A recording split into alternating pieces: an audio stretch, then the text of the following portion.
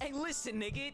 You don't like dealing with us. You're not crazy about dealing with us. Look at all the fans we gave you. How do you balance that? To make the claim that the media is wholly or almost entirely responsible for the popularity of athletes in today's era is bullshit.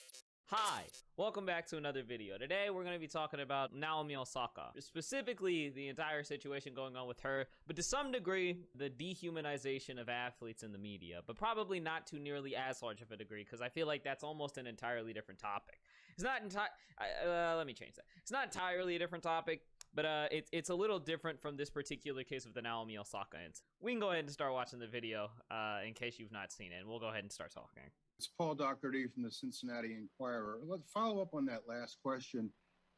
You're not crazy about dealing with us, especially in this format, yet you have a lot of outside interests that are served by having a media platform. I guess my question is, how do you balance the two? And also, do you have anything you'd like to share with us about what you did say to Simone Biles? When you say I'm not crazy about dealing with you guys, what does that refer to? Well, you've stated you don't especially like the press conference format. And yet that seems to be the obviously the most widely used means of communicating to the media and through the media to the public. That's interesting. I would say the occasion, like when to do the press conference, is what I feel is the most difficult. But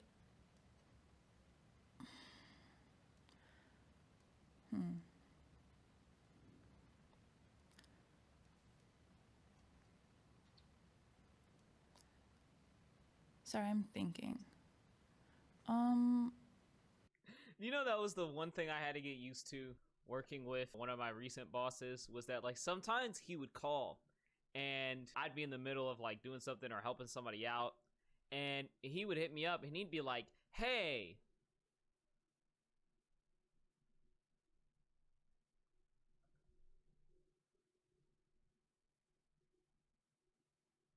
and I'm just sitting there the whole time on the other end like, hello, hey, nigga, I'm thinking.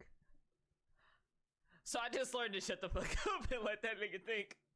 That was one thing I never gotten exposure to before working with that guy. Now it's just kind of instinctive for me to just let people finish stuff until like they explicitly state that they're done, or they just give me the nod for speaking. I just thought that was something funny to point out with this particular situation. We can stop here for a second because there is something I want to check. The exact question was, you're not crazy about dealing with us, especially in this format. Yet you have a lot of outside interests that are served by having a media platform. I guess my question is, how do you balance the two? And also, do you have anything else you'd like to share with us about what you did say to Simone Biles? One thing I want to focus on there is that very first statement is very accusatory. You're not crazy about dealing with us, especially in this format. And it's just funny to me that it seems like everybody else is defending the reporter's initial phrasing of the question by saying that Naomi pleads to just finish answering the question, right? But that in and of itself does not make the question a good question. Now, there's other problems with this question too, right? He does not clearly articulate what the fuck he's trying to say. What he says is, how do you balance the two? I.e., what he's actually attempting to ask is, you don't like the press conference format, but it seems like you recognize that it has benefits. What other format could you suggest that would provide those same benefits? That would be the better question to ask, but that's not what he asks. She goes on to try to respond. She checks the fact that he says she's not crazy about dealing with those guys, and you'll see why I'm focusing so much particularly on that quote in like a second. Let's get back to watching the video because I think I kind of want to get to that point real quick. I think we can move on to the next question. Naomi, do you want to move on to the next question? No, I'm actually very interested in that, like, point of view. So if you could repeat that, that'd be awesome. The question was that you're not especially fond of dealing with the media, especially in this format. You have suggested there are better ways to do it, that we'd like to try to explore that. My question, I guess, was you also have outside interests beyond tennis that are served by having the platform that the media presents to you. My question is, how do you think you might be able to best balance the two? See, this is an entirely different question than the first question that he posed. Hey, listen, nigga, you don't like dealing with us. You're not crazy about dealing with us. Look at all the fans we gave you. How do you balance that? It's like, that's not a very good question. It's not very well articulated either. Obviously, I paraphrased the first question, but the second one is basically what the fuck we discussed, right? Question is, you're not especially fond of dealing with the media. Noticed how he changed his wording from "you're not crazy," which is, you know, very accusatory. You're not especially fond with dealing with the media in this format. You suggested that there are better ways to do it, blah, blah, blah, blah, blah, blah. What are the benefits of having the media platform that's presented to you, and blah, blah, blah, blah, blah. So see how the question changed? Because he was aware of how his rhetoric was being taken. He very, very, very heavily stepped back.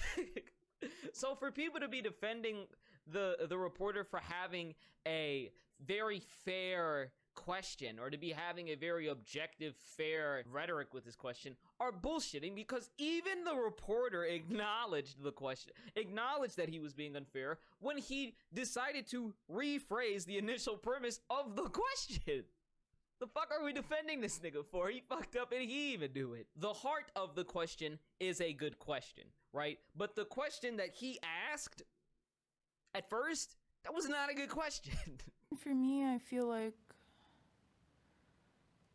this is something that I can't really speak for everybody. I can only speak for myself, but ever since I was younger, I've had a lot of media interest on me, and I think it's because of my background as well as, you know, how I play.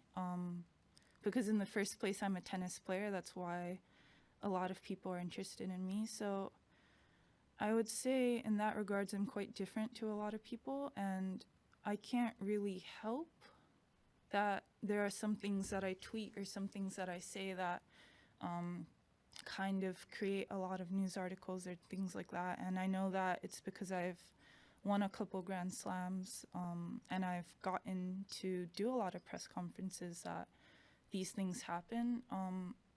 But I would also say, like, I'm not really sure how to balance the two. Like, I'm figuring it out at the same time as you are, I would say. Thank you. Okay. Thank you, Paul. We're going to do 4 more questions. Courtney Nguyen, WTA Insider. Hello, Naomi. Hopefully it's okay if I ask a couple of tennis questions. And the second one is just related to your tweet over the weekend, related to what's going on in Haiti. Just what your reaction is to the news there. Thank you. Sorry. No, you're super good.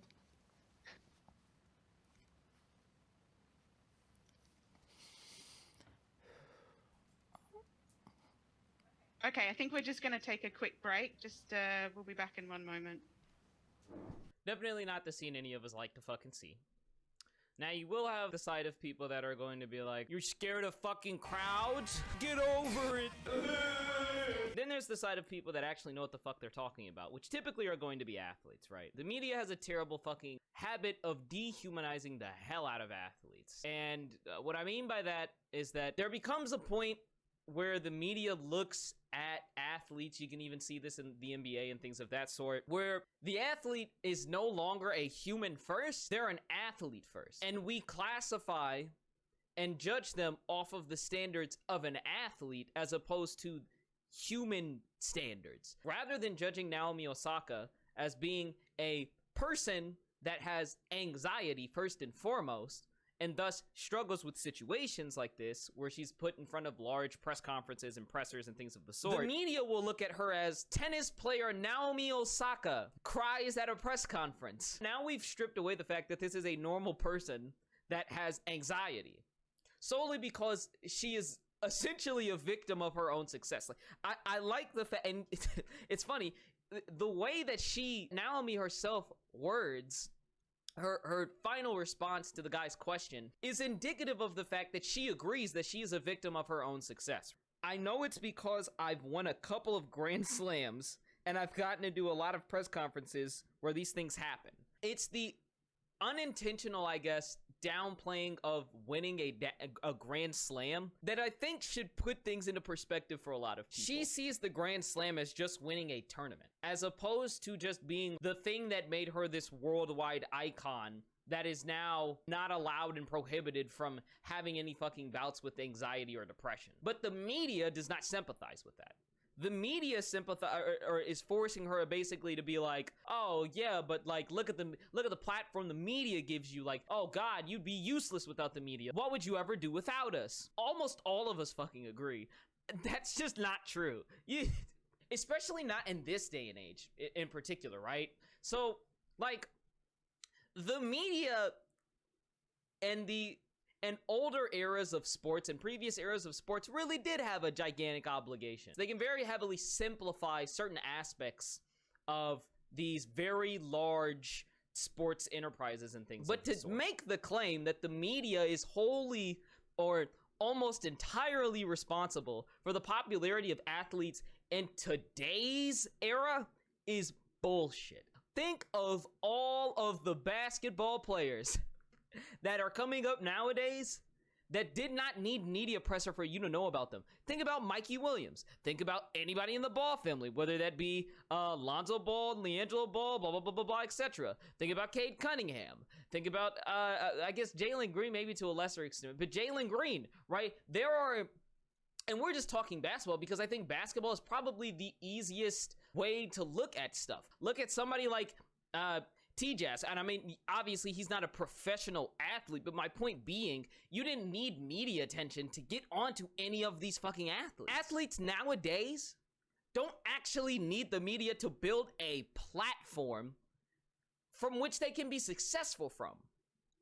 Now, are there benefits to the current platform that is in place? Yes, there are benefits to the current platform that's in place. Obviously, the guy stated that having, these press conferences, them being on television essentially makes them more accessible, right? So, yeah, obviously there are benefits to these press conferences and things of the sort, but that doesn't mean that the press conferences work for everybody, nor does it mean that the press conferences nor the media are wholly or even largely responsible for the success or popularity of athletes nowadays. I'm sorry, but athletes are just way more connected with the fucking world nowadays thanks to social media. Again, I'm not gonna say we don't need the media, that athletes don't need the media, but we sure as hell don't always need these damn press conferences. You know what's funny about this? Like, right, the media claims all this goofy shit, right? The statements like this. But if you dare go watch like an NBA presser, listen to 90% of the questions that are asked. They stink. Chris, will the Clippers be back here Sunday playing a Game 7? What? What you think? I'm on the team. What you want me to say? Nah, it's over. I mean, that's what you want to hear? Tristan called LeBron a great father after the Chicago game. What type of parental role has he played for you and your teammates, LeBron? Oh, okay. So you... yeah. So last year you visit us. Game 3, there's no flood. You win. Game 4, there was flood. You lose. And this year you visit us. Game 3, there's a flood. You win. Game 4, there's no flood. Game 3, there's flood. You lose. Game 4, there's. I feel like you keep trying to get at like us hitting threes or something, and you're trying to get a controversial statement out of me, but you're not, because I feel sorry for the people of Houston. Steph, I'm sorry we keep asking you about squatting, but while Draymond and Steve were arguing with the ref when one of them got the technical, it looked like you squatted down, and were you just stretching there? And what did Richard Jefferson say to you? You serious right now? You gotta be better. People are curious. Come on now, man. Russ, did you guys lose this game or did the Jazz win this one? What? Bro, what are you talking about, man? Bro, I'm out, man. That nigga's tripping. Told me not to twist your words or read too much into what you said, but being around young players energized you. That's not a statement about maybe you'd like to see some young players on your team? Wow. You know what? You stretched the hell out of it. Good job. Good job. I'm not even going to answer that. That's just silly. You guys really struggled when Russell went to the bench. You were out there for part of that. What goes on when he goes to the bench? Why is Houston so successful? And do you sense that they sort of get an energy boost just from him going out of the game? We in this together. Don't split us up. Don't try to split us up. Don't try to make us go against each other. Try to make it against Russell. And it's a legitimate. Me and you. Next question. It's a legitimate question. Next question. I had a question for Stephen, and it wasn't answered. And I don't understand if Stephen wants to say he still hasn't said anything. If he wants to say I don't want to answer that, fine. But next question, please. So it's just funny that they think that they have such an absurdly massive impact on the popularity of athletes. Unless throwing yourself to the fucking wind like a clown is you having a massive impact. The other portion of this, Kevin Durant and Draymond Green just did an interview with each other, uncovering the stuff about Golden State, right? Everybody enjoys that so much more, having those conversations between players, than they do actually hearing the media talk about shit. This is why we have podcasts that are popular like JJ Redick's, Duncan Robinson's. That's why Josh Hart started some shit, right? This is why we have athletes now that have their own platforms and invite athletes on. You wanna know why? Because they're better at giving interviews than the media. They know what topics should be skirted. Now you can say that what I just said is exactly why the media needs to exist, right? That there are certain topics that are going to be skirted, right? Sure, fair. I mean, like, that's a fair point, right? But my problem comes with the claim that the media is largely or almost wholly responsible for the platform that she's been given. And her response, right, where she's stating that, like, she's been followed essentially since she was a kid, they ain't fucking responsible for her fucking platform. She is. Her success, regardless of if the media was there to, you know, like, give her press conferences and things of the sort, would have still been her success. Now, would she have been as globally known? Probably not. I mean, like, no. But whether or not she would have been able to be successful or not is an entirely different issue. Which is why I actually do agree with the agent. So Naomi Osaka's agent attempted to reply to the reporter's question and the entire incident. The exact quote was this: "The bully at the Cincinnati Enquirer is the epitome of why player-media relations are so fraught right now. Everyone on that Zoom will agree that his tone was all wrong and his sole purpose was to intimidate. Really appalling behavior, and this insinuation that Naomi owes her off-court success to the media is a myth. So don't be so self-indulgent." I completely fucking agree. Not completely fucking agree. I don't agree with the statement that he was a bully, but I do agree with the statement that the tone of the question, the initial question, before he revised it, he didn't clarify. I think that's the thing that everybody's throwing off here. If you go look at Max and Stephen A on First Take, they're like, he clarified the question. He didn't clarify the question. He changed the fucking question. Right? And there's a big difference. He recognized that his tone was absolutely incorrect, especially dealing with the person that has anxiety and in these sorts of, like, situations. And then you press them with an aggressive question as if, like, you know, when she doesn't even have the... It's so funny. She has the platform, but because she has anxiety and because, like, the eyes of the world are on her, she doesn't have the platform to defend herself at that particular time. Right? Those are two entirely separate things. And people just defend the guy with saying, oh, yeah, you just clarified the question. This is bullshit. Complete bullshit. Again, not a bully, but did he ask a bad question, and did he ask it at first with bad faith? It very clearly seems so. It very obviously seems so. Now, the second time, because he got that response from Naomi that he wasn't fucking expecting, he looked dumb as shit, then he clarifies the question and asks like a normal reporter would. If he asked that question at the very beginning, I highly doubt that Naomi would have even been all that upset. I think she would have been like, I'm trying to think of ways to balance it and blah, blah, blah, blah, blah. She got caught up on the fact that the guy came at her with so much fucking aggression, and he didn't even ask a question. Fuck. The dehumanization of athletes in the media is just fucking absurd. It's just absurd. I don't even know if there's anything else to add to that, man. I guess I can add this, right? From personal experience. So some of you may know, but I'm a multi-sport athlete. So, I mean, I grew up swimming for a while. I ended up playing baseball pretty much since I was 5 up until the time I was 12, 13. I was a 3-time All-Star in my district. I ended up running track in high school. I was a 2-time All-State.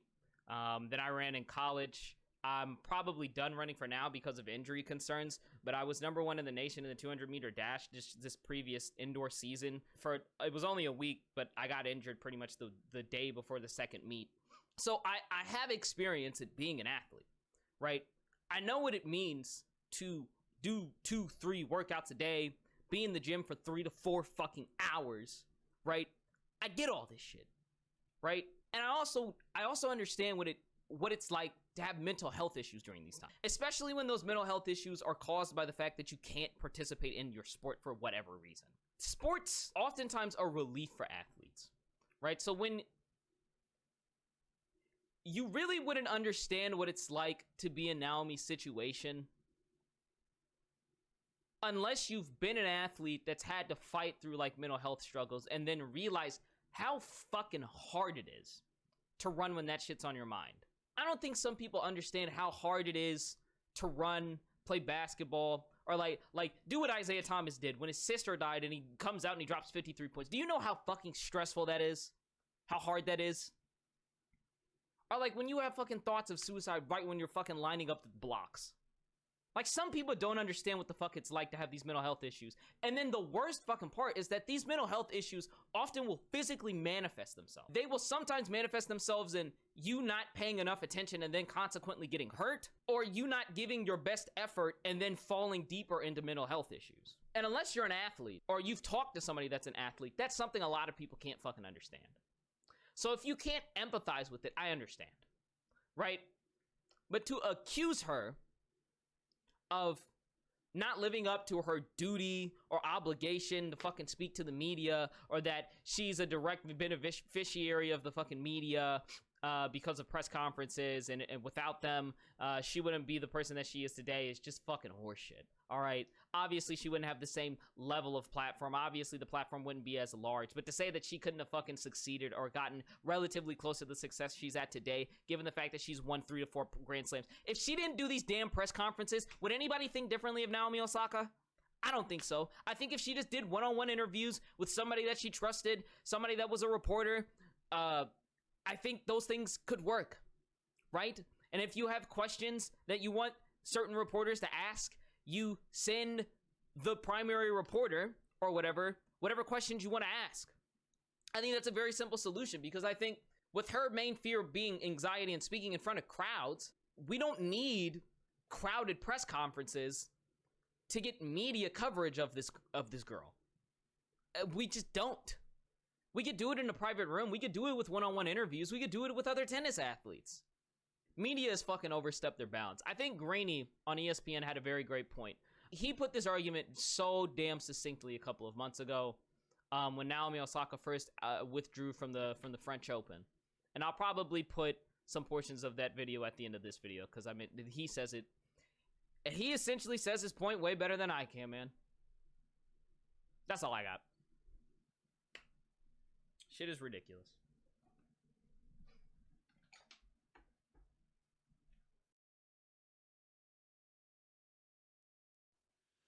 But what I want to talk about right now is not about her mental health or her openness to discussing that, but about the role the media plays in sports, historically and into the future. The truth is this: there is a lot less accountability and responsibility than there used to be in this business. There just is. Simply put, there is a lot less journalism in journalism these days. That is, in my opinion, terrible in every way. It's terrible for our country, for the world, but that's another topic for another day. But we are going to have a reckoning at some point in sports, because athletes, I do believe, have an obligation to their fans and an obligation to the sport they play. But they do not have an obligation to the business interests of anyone who can get a credential to cover a sporting event. Part of the rebellion, or at least the concern on the part of a lot of athletes, is that they are being covered irresponsibly. And that is true. Certainly not in all cases, but in some. And I can see them saying, this is not my responsibility. Why do I have to talk so that these people can create businesses based on that? That's not about building up publicity for, in this case, the French Open or for me or my brand, and it's not my talking to my fans. And athletes these days have any number of ways of communicating with their fans that have nothing to do with the media, have nothing to do with a middleman. So I don't know how this is going to ultimately get settled, but I do know that nobody wins when the best tennis player in the world would rather not play. That's not a winning scenario. No one is the winner in this. So what I'm saying is I believe there is a reckoning coming. And I don't know what it's going to be, and I know a lot of people are not going to like it. A lot of people that I know, a lot of people that I work around, among, and with. And most of them are 100% legit journalists who are trying to do quality sports journalism. And those people do deserve the opportunity to do their job. But again, the athletes, I believe, have an obligation to the sport and have an obligation to their fans. And that's it. That's where their obligation ends. And that's why this thing is going to get very, very complicated in the near future.